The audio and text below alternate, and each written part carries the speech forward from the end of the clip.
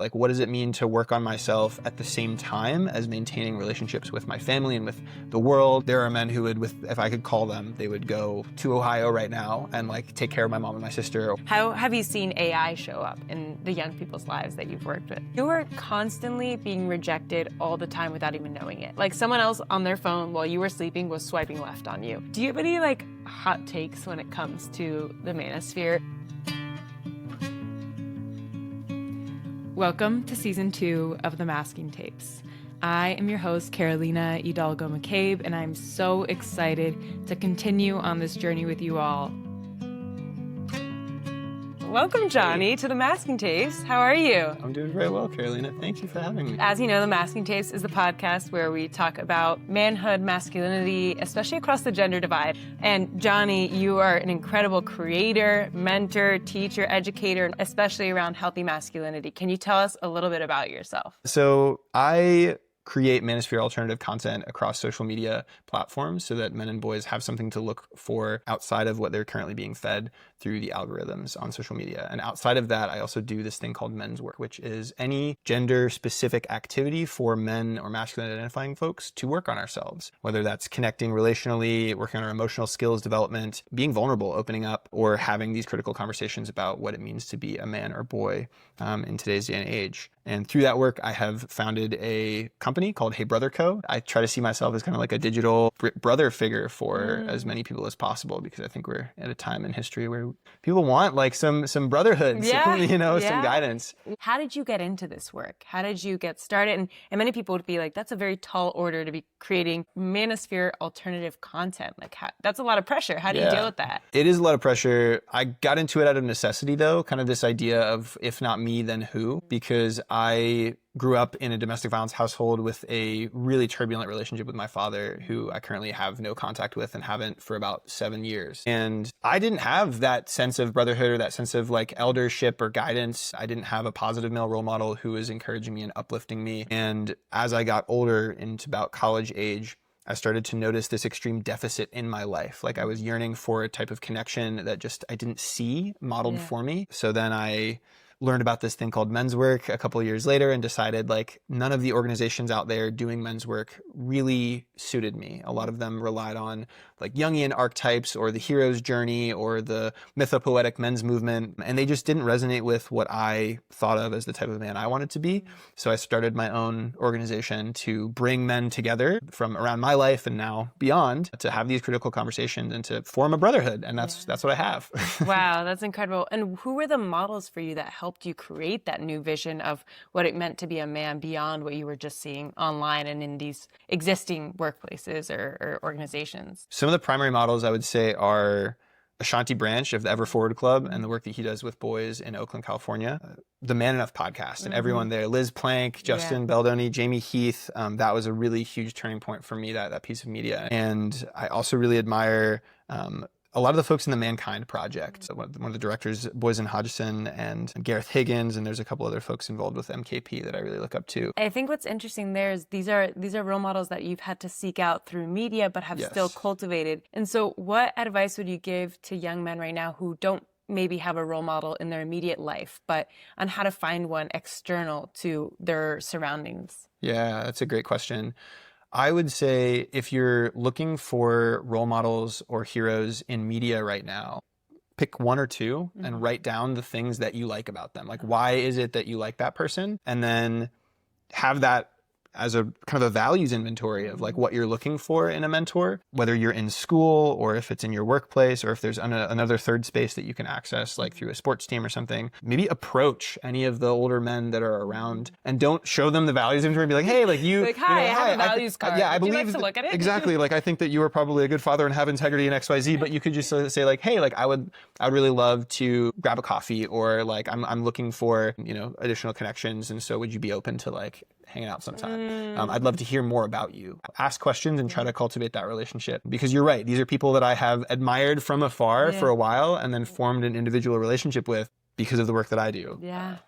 But that is true. There's as much as men are thinking about how to get stronger in the gym, you could be thinking about how also to get stronger in your relationships and the bravery and strength it takes to go up to a man that you might not know and be like, hey, I really admire the way you walk through this world, and I'd love to be mentored by you or something like that. Like, that is so brave and so strong to me. And I think to you too, having seen the way that that's impacted your work. I want to run this back because the way I start the Masking Tapes podcast usually is asking one question that grounds the conversation. And so for you, Johnny, what is one of the hardest things about being a man right now? I think one of the hardest things for me about being a man is understanding how can I access emotional competency without feeling selfish, and understanding that the world demands of men right now more emotional competency, more understanding of domestic labor, emotional labor, like relational work is really essential. But thus far in my life and like healing from trauma, I've had to go deep internally, and that makes me feel super selfish.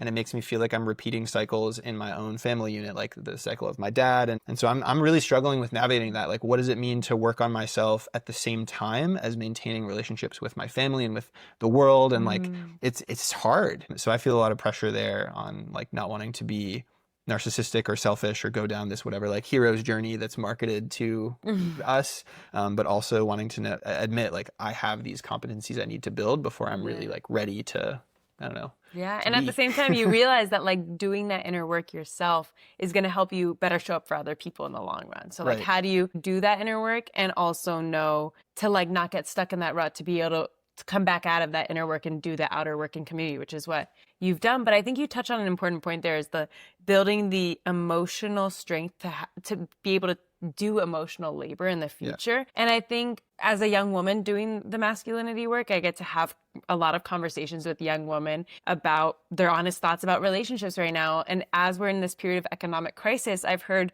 from multiple young women, like, if there's a man that's not going to be able to provide economically or emotionally, then what are they bringing into my life? Like, if they can't provide as much economically right now, I'd love for them to show up with some of the emotional labor more too. So how do you learn how to take on emotional labor, especially if you weren't raised to be prepared to do that? Yeah, I think you start doing it in proximity with your friends, and you think about, like, if you've never been to therapy before, that's totally fine. But if you have close friends and you start asking them, like, what's going on in your life, and you just go a little deeper and be like, okay, like, what are you stressed about? And just vent to me, right? And like, understand the experience of receiving some of their candid, like, here's what's going on, and feel like, whoa, I'm now trying to empathize with this person that I care about. And that does take work. Like, it's time away from whatever else you might be focusing on. So that it's a practice. Like, a lot of people say that guys only have shoulder to shoulder friendships, right? In relationships where we're next to each other, doing the same thing, looking at the same thing. Yeah, if this were a dude's podcast, we'd both like be here. Talking. Yeah, at the side. Yeah. We're a little truncated for space. I would just say, like, start to try to practice it in our same gender cohort. Men, we need to start experiencing emotional labor within our gender cohort. So ask your friends how they're doing, how they're really doing. Like, hey brother, how are you? What's going on? Like, I know that you went through a breakup recently, or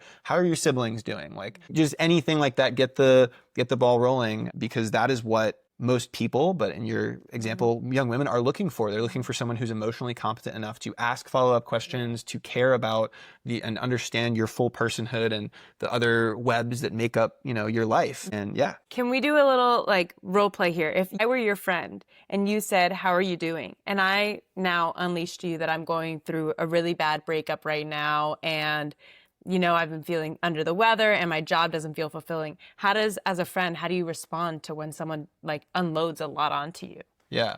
Wow. That's a lot. Thank you for sharing with me. How can I best support you right now? Do you want me to listen? Are you looking for some advice? Or do you just want me to sit here? I just want to forget about it all. Do you want to go on like a hike or something? Like, I don't want to talk about it, but like, I just wanted you to know that I'm going through that. Yeah.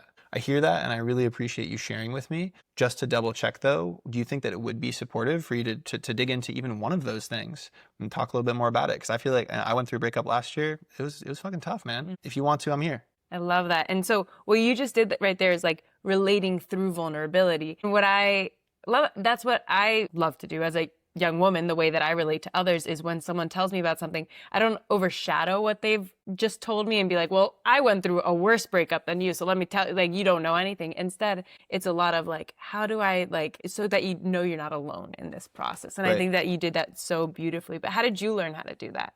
Part of it is a little like innate to me, I think. Yeah. I tend to be, and I always have been, much more like sensitive. But part of it is having really close relationships with women. I have a really close relationship with my older sister and my mom and one of my best friends from since I was 13. So I think that learning to relate to people, I have benefited tremendously from like instruction and modeling from women who are really good at like being relational. And we were talking about this earlier, but your proximity to friendships with women has also been eye-opening in other veins of your life. Can you tell me a little bit more about, like, there's some content on the manosphere that's like, you know what, men can't be friends with women. And I had a friend at one point a couple of years ago be like, men and women just can't be friends. Like, there's always some kind of sexual interest in women, no matter who you are. And I pushed back on that. I was like, no, I think men and women can be friends, because I think there's a lot you get out of being friends with the opposite gender to you. And I've seen that in my own life with a lot of young women who have no male friendships, and I don't understand what's happening with young men right now because they've decided to just kind of swear them off. So what have been the benefits in your life of having these intergender friendships? Well, from men, they receive a level of like camaraderie and sometimes some of the same like exercise and workout interests, and there's like a different level of like banter and teasing sometimes that can come with my friendships. And yeah, like a sense of brotherhood, like really that I cannot be explained or in any other dynamic. Like it really just is. I'm like, I know this is very recent in my life, right? Like the past few years that I've cultivated these relationships who I now know, like there are men who would, if I could call them, they would go to Ohio right now and like take care of my mom and my sister, and have helped me out, like driven many miles to help me dig in my mom's basement, like do, manual labor, like no, just, I don't know. And then my friendships with women from childhood and from teenage years have taught me a lot about emotional depth and emotional intimacy, and have almost been like the vehicle through which I have applied those skills into my friendships with men to make them so much more rich and deep and meaningful. So I've learned a lot more about not just like bad things, but I will list like the reality and prevalence of sexual violence and how far reaching that is across our society, understanding how to show up and be a support without problem solving, and what it really means to be safe too. Like, what does it mean to be a safe man that people can come to and disclose an experience, whether it's of SA or to be someone's ride to receive healthcare, like an abortion, right?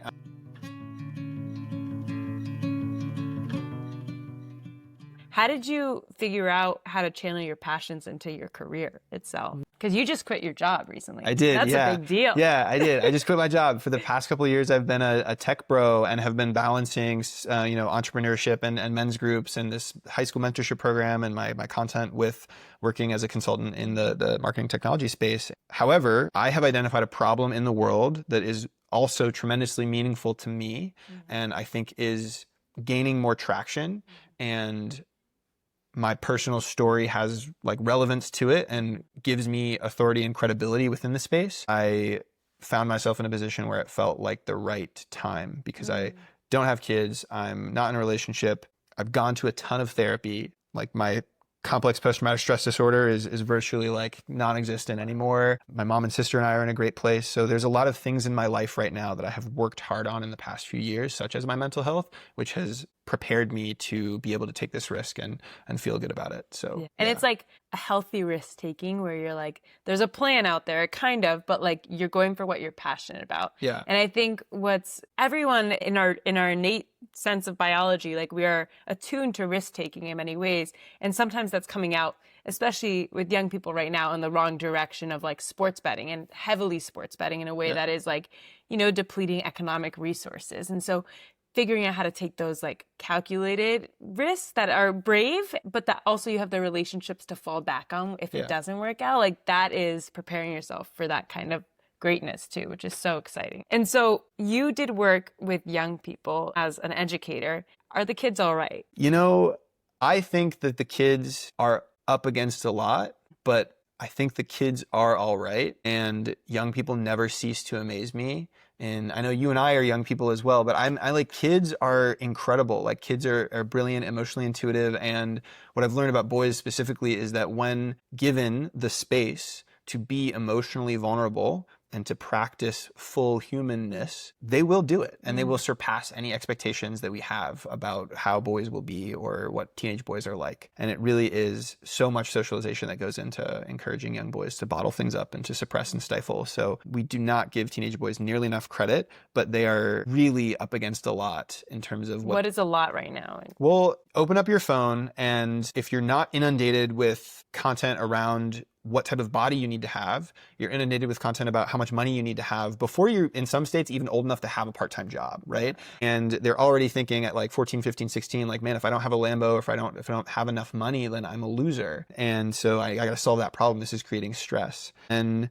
yeah, like how to talk to girls. Like I have to have Riz. I have to get attention from girls and women, but I also have to like not care too much about it and like kind of treat them poorly. And I have to have aura, right? So these unspoken things. These aura like, points. Yeah, these aura points, and I have to aura farm and cultivate these. So that's like some specific examples, but like there is also a backdrop of a society that is demanding of men we be more emotionally expressive, intelligent, understand domestic labor, take up our fair share of the care work in our households. But there aren't enough adult men modeling what that looks like. And not to toot my horn, but like myself, being willing to put our lives out there and say like, hey, here's how it works for me, and here's why this is important. So it's not fair to ask, like, that's another thing they're up against, is to say, hey, like, it's okay to cry and you should tell us your most vulnerable, deep secrets. But no male teacher that they have, their coaches, no one in their life that's an adult man is doing that. Like, they've never seen those guys cry. They've never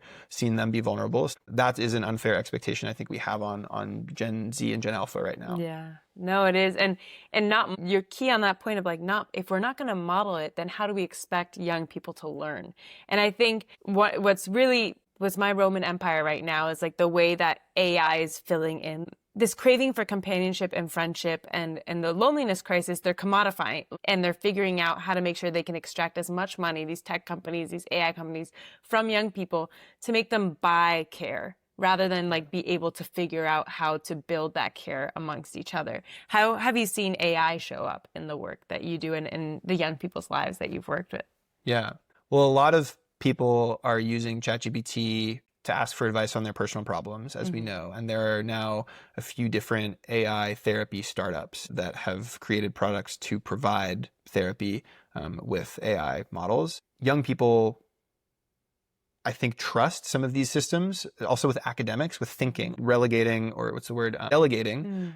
thinking to AI, which I am guilty of myself. Yeah, I do it too. I use ChatGPT for a lot of my like script writing or summaries for my captions and things like that. And I can use it to do other workflows and other stupid, simple things that I should probably just do myself, right? Like, so we're all doing this, but I think it's more potent for young people that have been throughout the entirety of their school career inundated with like AI, like they haven't had access to it. So unfortunately, literacy is like way down, right? Like to get my boys to sit down and fill out a small little Google form or to read the question properly, it is like is really difficult. And it's not because they're stupid. It's not because they're, all ADHD addled or whatever. It's just, it like really is. They've had so much dopamine fluctuation. We didn't have that. We're young too, but like that was just coming out when we were in high school, was like the idea of having a smartphone and all of that. So we didn't have the same degree that they have. So I feel for them. But yeah, literacy is like all-time low, which translates to, can I verbalize and express my thoughts and feelings in any capacity, spoken or written? And so when we have limited literacy, we also have limited expression. And so it's a lot harder to like, get people to open up and understand. And the work that we were trying to do to get people to open up and understand was making some progress. And then all of a sudden it's this like, it feels like kind of pulling back into more isolation all of a sudden in some ways, when we're thinking of the way that like AI companions, 73% of American teenagers report having used an AI companion this year, which is just a staggering amount, that you're paying $13.99 a month to Kindred AI to have an AI girlfriend. If that's your first experience ever with a relationship or a companionship is with an AI, then all of a sudden your expectations are that you're going to have a frictionless relationship in the future, that like you don't have to put in the labor to get love in the same way of when you're in a real relationship and you have disagreements and you have to like navigate that, or you have to wait for the person to reply. ChatGPT replies automatically. There's no like waiting for those 3 bubble texts and be like, oh no, they haven't replied in 2 hours. Like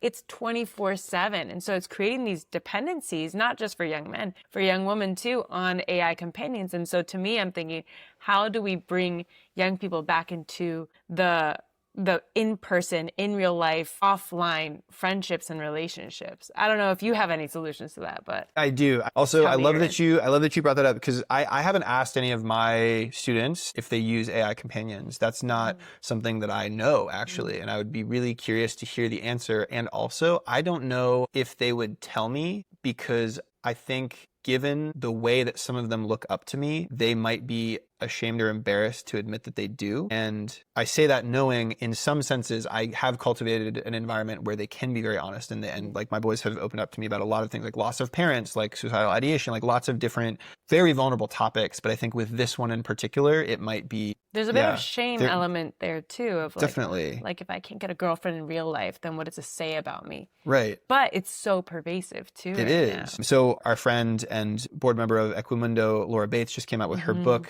in the US here, The New Age of Sexism, which is fantastic. And I highly recommend everyone go check that out. But this is where this talk track's coming from, right? Like, how is AI and this new emergent technology affecting the way that our ever pervasive misogyny and patriarchy is now infiltrating our digital spaces, and what are the implications? Well, you mentioned it yourself, like permissiveness. I think that young men who have an AI companion that is literally designed to appease them, but is now taking up a much more realistic, like personification of femininity, they will, at a most base level, like their nervous system are going to start to associate, like, this is what women are like. This is what women should be like. Or this is the woman. Be completely submissive to my every being. Exactly. Never disagree with me. Yeah. Right. And that is not healthy for so many reasons. First of all, because you're not going to be able to cultivate that level of depth in a relationship so quickly. But like the AI is right. You could tell an AI anything and it would automatically, this is great, awesome. It's always on your side. Yeah, it's always on your side. You're paying for me, we're companions. But you don't just walk up to a girl that you're interested in dating and then start to divulge all your secrets. And then she's like, oh my gosh, you're so vulnerable. This is great. Let's date. Like, that's not what happens. Yeah. So I think it creates misaligned expectations. And then something that I think Scott Galloway talks about a lot too is like, we see young people not having as much sex and not dating as much, in part because I think for young men, the cost is too high, and the alternative, the cheap dopamine, either from porn, gambling, or I guess an AI companion, is so accessible. It's right here. You don't have to work for it. I don't have to work for it. I don't have to go and put myself out there and like risk embarrassment by saying like, oh, you look beautiful this evening, or like I look, the light compliments your eyes, or like something. It sounds silly, but like at the same time, like, hey, you go say something like that and see what happens, and you might get giggled at and be like, yeah, get out of here. I'm just here with my friends, and other people at school might talk about you, but you could also like flirt with someone and it could lead somewhere. So. But I do think in the post, one time when I asked someone, what's the hardest thing about being a man? His answer was growing up in the or like coming of age in the post-Me Too era. He was like, I never know, which I had thoughts about that answer. But I think there is some truth to it of like not knowing what crosses the line in flirting or not, like how to tell someone they look beautiful without making them feel uncomfortable. Like those rules are all being rewritten right now. And all of a sudden, if you could just talk to an AI companion, you could say whatever you want. Then all of a sudden, a lot of young people are probably like, oh, that's so much easier than having to go through these unwritten rules of social interaction. But I do think we kind of paved the way to get here with all the dating apps where, like when I was in college, that was the big Tinder, Bumble, whatever it may be, but you were constantly being rejected all the time without even knowing it. Like someone else on their phone while you were sleeping was swiping left on you, and you didn't even know that you were being rejected. But what AI, so that took away some of the friction of a relationship, because you're like, like I don't have to risk putting myself out there in person and being like, but then AI is just taking away all rejection. Like you can't get rejected with AI unless you stop paying for an AI companion. But what is that going to do when all of a sudden you're rejected in person for the first time and you have no experience on how to deal with that rejection? How do we get people offline? Well, in the school setting, something that I've found to be incredibly effective at deepening friendships and comfort is like nervous system co-regulation exercises through like deep breathing and then some physical contact. One of the exercises that we do in the program is we have the boys line up and try to make eye contact with one another. And the first time that they do this, there's so much giggling and there's so much fidgeting and there's like some, people will talk and whatever, because it's really uncomfortable to maintain eye contact, especially as a man, because there's a couple of different implications for eye contact. It's either you want to fight me or like, I don't want to be seen, right? This is weird. This is gay. I don't know. So we have them do that and I'll time them for like 2 minutes. And 2 minutes of eye contact is a lot. That's a long time. It's a long time, right? And then I'll be like, all right, guys, everyone turn around and put your back against your partner and you're going to touch your shoulders. Whatever the height differential is, just like try to make contact with their back, because you can, through the back, still feel lungs expand. And so we're going to sync up our breathing and we're going to breathe deeply in through the nose. And without talking, we're going to just make sure we're breathing together.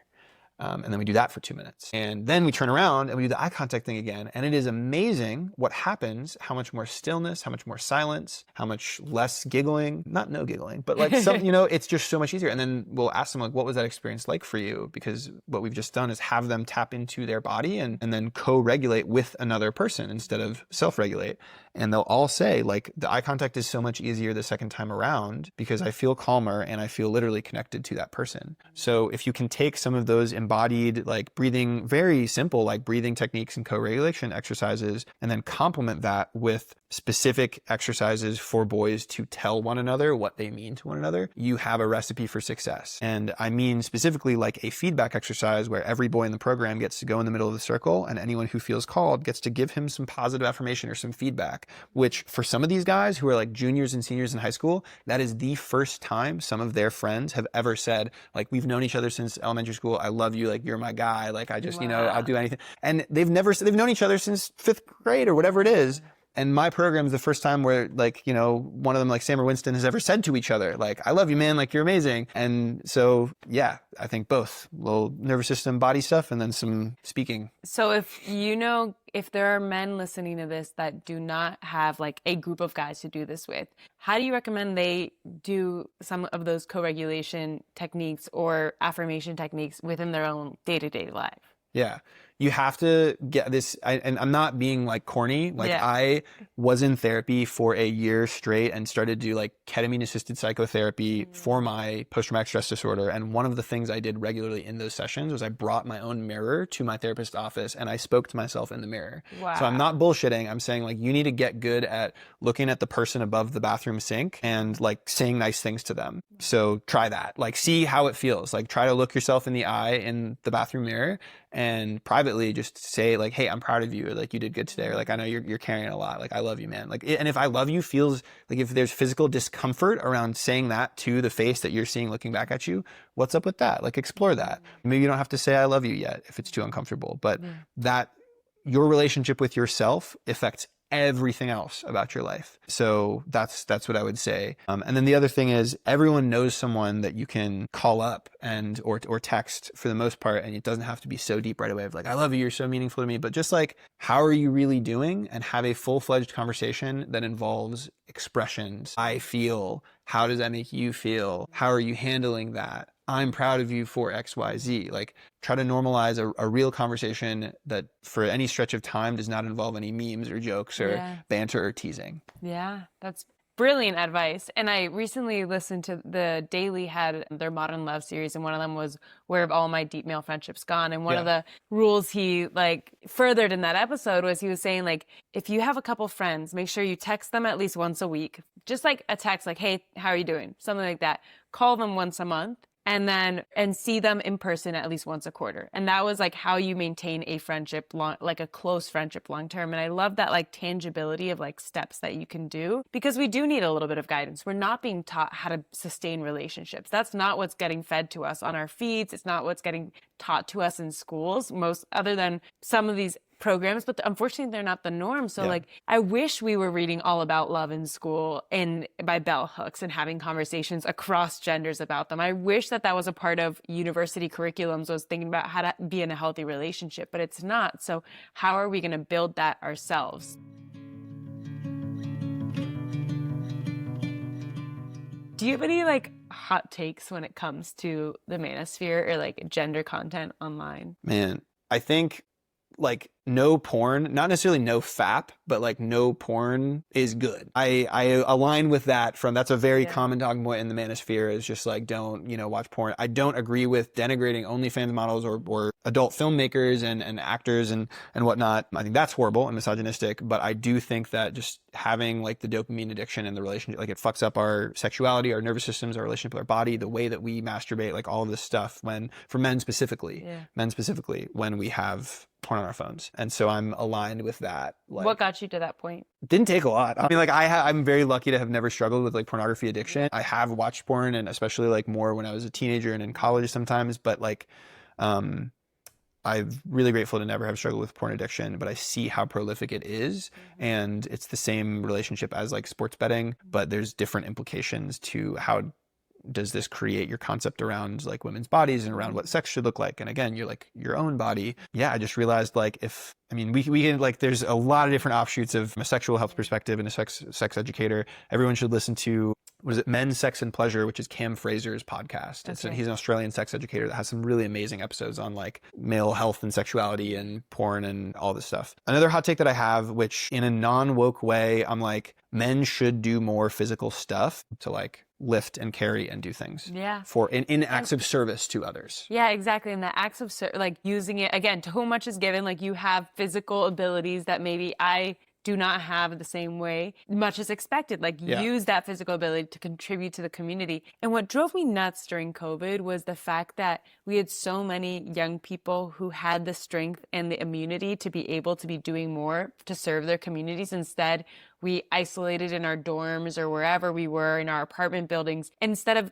being of service and doing more of the like frontline things that we were more capable of doing. And so thinking about now too, like, okay, as this climate disaster is worsening, how are we physically going to show up to do the labor to support nature, to support our communities? And we see in times of disaster, a lot of the brave acts of life-saving acts is often carried out by men in communities. Like we think about who are the ones pulling kids out of floods and willing to risk their own lives to go do that, like that. So how do we get that kind of disaster mentality of supporting people to also be in your everyday of how you're showing up in community organizations? I want to drill down on this point actually, because Connor Beaton, who gave a TED Talk and has this really viral Instagram page, Man Talks, and leads men's work, and then lesser known creators like Q Williams and a couple other men's coaches have like super gender essentialist, like bioessentialist views. They will clout farm using statistics like, 99% of oil rig workers and firemen are like, and soldiers and whatever else. And they'll be like, what are you talking about? We don't need men. And they will take a clip of a woman on a podcast saying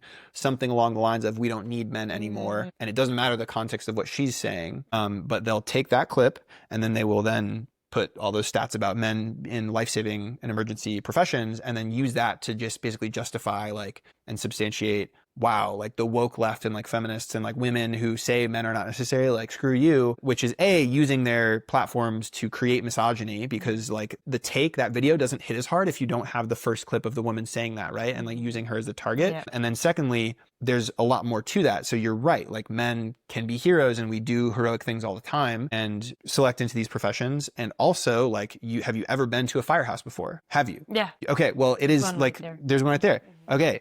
Firehouses are disgusting, horrible bastions of like sexually violent language, homophobia. Like it's not exactly a welcoming environment. So a lot of women who are professional athletes and like could be doing fireman's carries and running into burning buildings, it's not exactly the most comfortable or safe place for them to be. Point A, right? It's such a good point. Point B, just because men do this stuff, it doesn't mean we're better than anyone else. And anyone who's clicking like and commenting on that video saying, yeah, like men are awesome, we're first responders. If you're someone who sits on your ass and has never done anything, and also like you're like, what time's dinner, mom? Or you're like piggybacking off of someone else's exactly. bravery. Don't say men are so heroic. Like you didn't go to the beaches of Iwo Jima, like or whatever, right? Like so don't. Men are soldiers. Like shut up. I don't care. Point 3. Women protect more people than men do. Women do. Women are responsible for advocating for other people all the time, for defending women and children so much more than men do. Men get the credit for it because we will fight, but like women, all the women I know have done like a, hey girl, you okay? Like at a bar, right? Or or like look out all for the time. exactly watch each other's drinks, leave someone when she's like, hey, this guy's making me uncomfortable. You make up a lie to be like, hey, you're my best friend. Yeah, like exactly. I need you to come out. Like, yeah, you look out for each other real quick. And children too, like, and they do these types of social experiments too, like, and some of these videos go viral. Sometimes men will intervene, and then people will be like, yeah, like men intervene, but more often than not, it is a woman who sees if a man like sits next to a child at a park and the child is an actor and starts to like ask, nearly abduct this child. It's more often than not women who will observe something amiss and be like, do you know this man?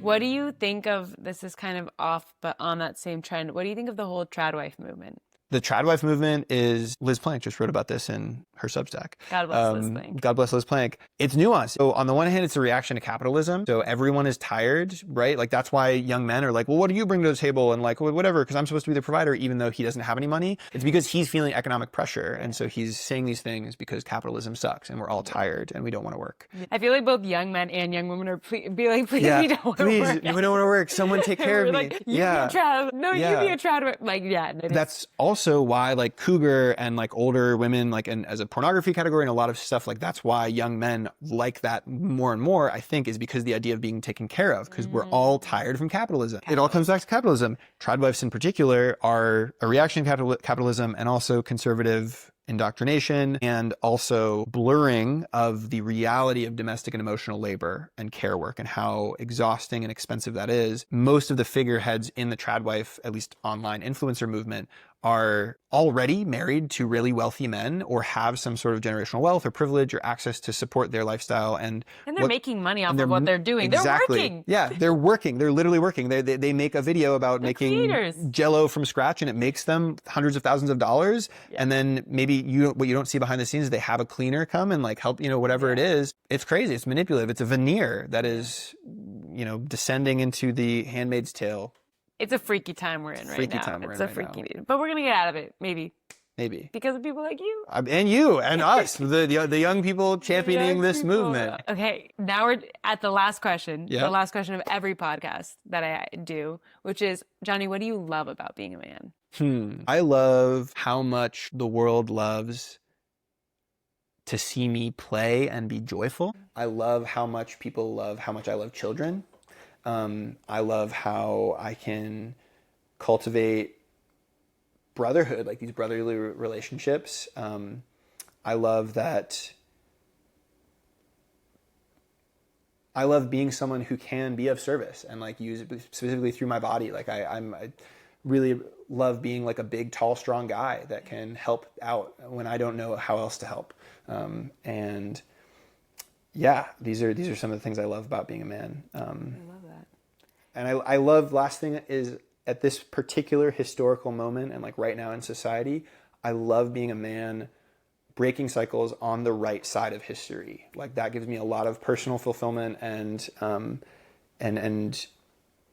it just like, yeah, it makes me really happy. And I receive a lot of love and support specifically from my mom and my sister about the path that I've chosen for myself when the one that was laid out for me was so terrible and a lot easier actually to default to. So yeah. You took the harder path. Definitely took the harder path. But hey, it's paying off and we're so grateful that you came on the pod and just shared your experiences and your vulnerability and your strength too with us. So thank you, Johnny. We'll make sure to link all the links to how to access you in the description down below and the recommendations. But until next time, this is the Masking Tapes. Peace out, Masking Tapes. This episode was produced by your host, Carolina Hidalgo-McCabe, and it was edited by Jordan Hernandez. Music is by Solomon Abutam.